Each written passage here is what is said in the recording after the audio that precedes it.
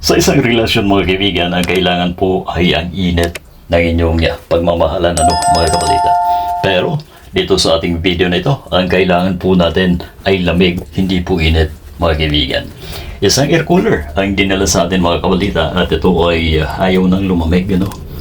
So ano nga ba ang part na yon na nagpapalamig sa ating mga air cooler once na ito ay nawalan ng lamig mga kaibigan sa kanyang hangin na binubuga mga kabalita. Eto na yun. Bumili po tayo sa online mga kaibigan ng isang submersible pump upang ito ay ipalit dito sa ating nasirang pump mga kaibigan. Iingatan po natin dahil ang isang pump pagka wala pong masipsip dahil yan nga po ay submersible. Once na yan ay natuyuan mga kabalita, syempre magkakaroon po ng problema ang ating piyesa na yan mga kaibigan. Eto na, dati ay 5 watts pero ngayon ay binawasan po natin ng konti dahil nagtitipid ito ay 3 watts na lamang mga kaibigan. At paano nga ba ikakabit ang piyesang ito mga kaibigan? Eto na, dahil ito ay may male plug mga kabalita, syempre tatanggalin po natin yan dahil alangan naman na plug-in po natin lagi habang ito ay ginagamit natin. Ikakabit natin doon sa kanyang control board ang ating submersible na ito mga kaibigan upang maibalik sa dati ang kanyang function mga kabalita.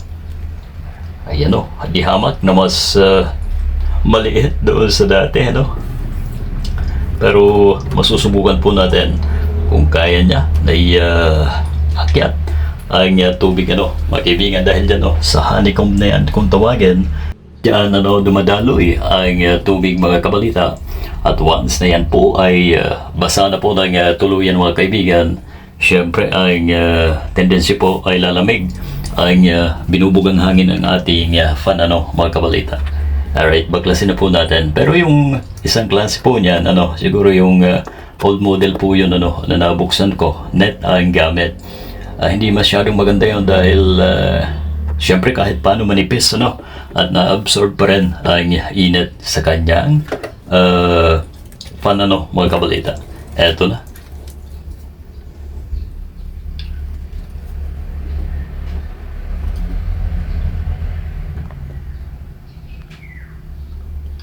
Pagka tinanggal po natin yan mga kabalita ay sundin po natin ulit ang connection Anyways, wala namang pong polarity yan dahil AC mga kaibigan. Wala pong problema, magkabaliktaran po yan. At puputulin natin kahit nakakapanghinayang ang ating male plug na yan dahil wala naman po tayong choice alangan naman na i-plug in po natin sa ibang outlet ang ating submersible na ito mga kaibigan at mahiwalay dito sa ating control board. Right?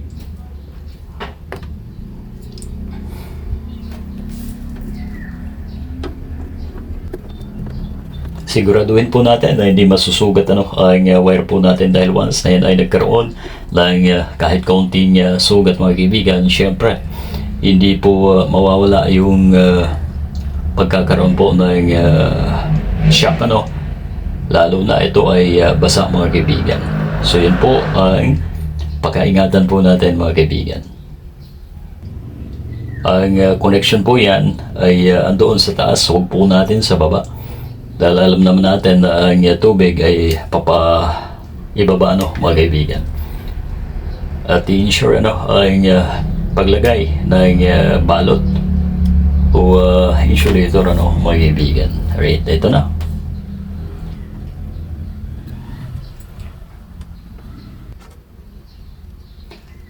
Ayan doon po sa mga magtatanong magkano nga ba ang ganyang submersible dahil yan ay 3 watts lamang mga kabalita na bili po natin sa online ng 80 pesos. Murang-mura. Wala pang 100 mga kaibigan at pwede na po ulit na lumamig ang ating mga air cooler Depende po yan sa ating paggagamitan syempre. Kung gaano ito kung gaano kalawak ang kanyang honeycomb filter, mga kaibigan. Ito na.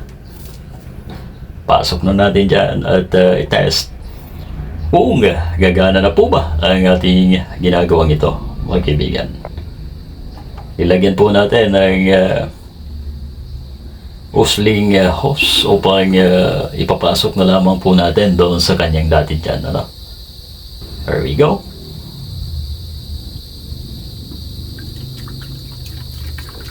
Lagyan natin ng tubig.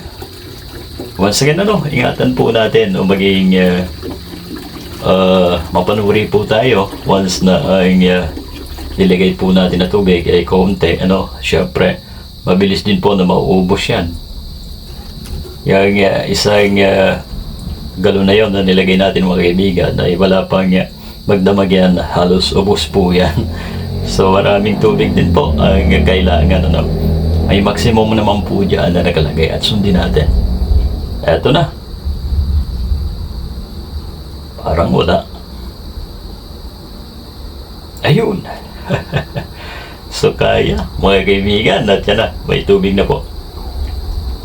Umaagos pa ibaba, mga kaibigan, ito basa. Ayun. So kayang-kaya po ng 3 watts na binili po natin, na dating nakalagay dyan ay 5 watts. At syempre ang bentahe po niyan ay medyo nagtipid, at syempre mababawasan ang konsumo sa elektrisidad, mga kaibigan, pagdating doon sa pump na nilagay po natin. Alright, so thank you sa inyong lahat.